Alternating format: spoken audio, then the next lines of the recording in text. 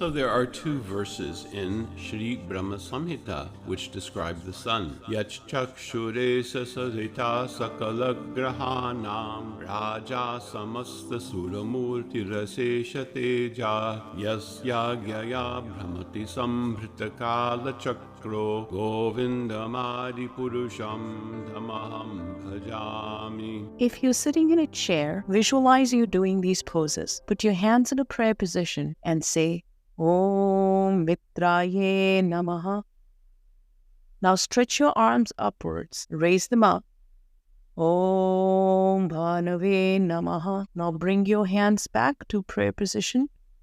Or visualize you're doing a lunge. Say Om Suryaye Namaha. We can do these mantras, right? Sitting in a chair. And visualize you're doing these poses. Om Mitraye Namaha. If you read books and so-called historians, they say, oh, the ancient cultures were so backward. We are so forward. They used to worship the sun. Sun is just a star and it has made up of gases. Yes, it is important. And these scientists are studying the sun. And these, backward people used to worship the sun. Why should we, as humanity, we should worship the sun? Because sun is a person. There is a deity governs the sun. It is governed by God, by divine. And why should we worship the sun? Well, the Vedas, first of all, enjoin us. They tell us very directly, Tamase ma jyotirmaya. Do not stay in the darkness. Go to the light.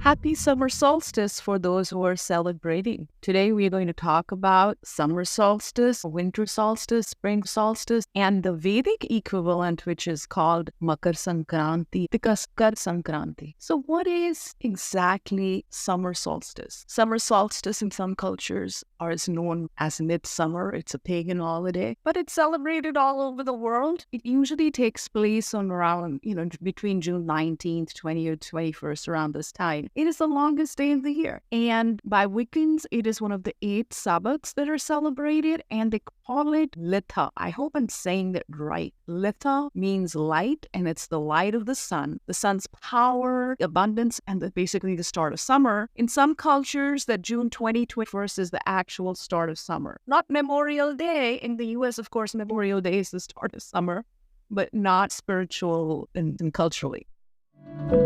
Even in ancient Egypt used to worship the sun. In fact, there are many examples throughout history where the sun is worshipped. Of course, the sun was worshipped by ancient Egyptians, and I always find it funny because the Sanskrit name for sun is Surya. And so, we do Surya Namaskar or sun salutation. And in Egyptian, they call him Ra. I guess Surya became Ra.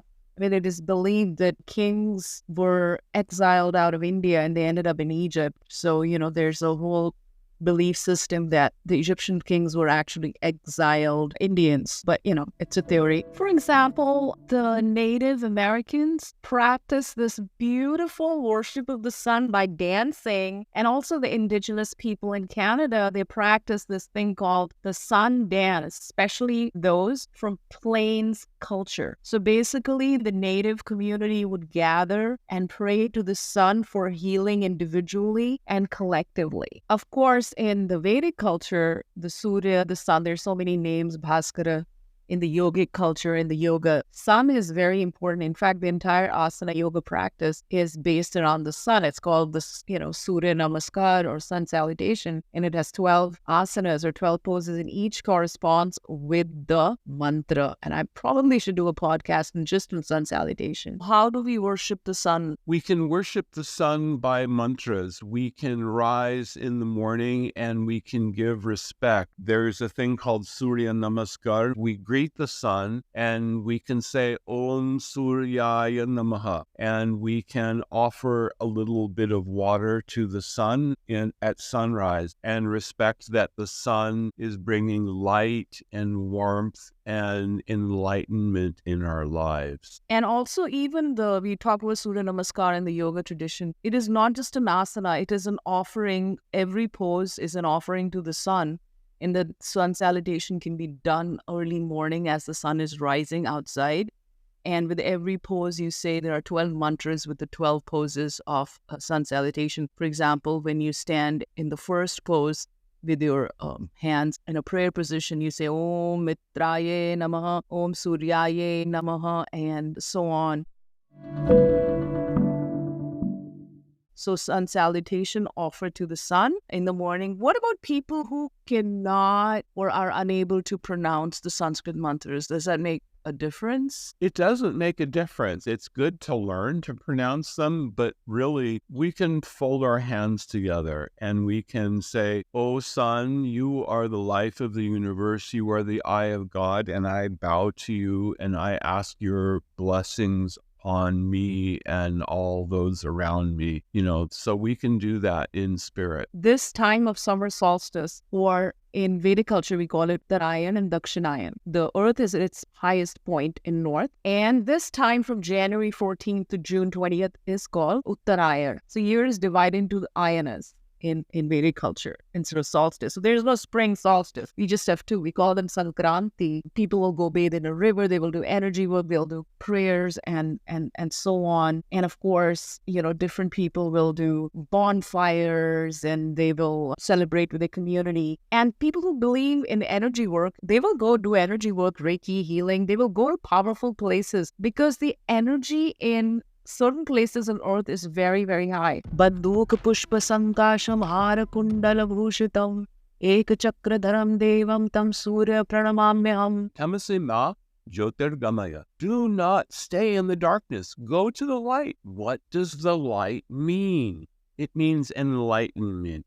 It means understanding our real spiritual identity and coming closer to awareness of our spiritual identity. And this is the problem.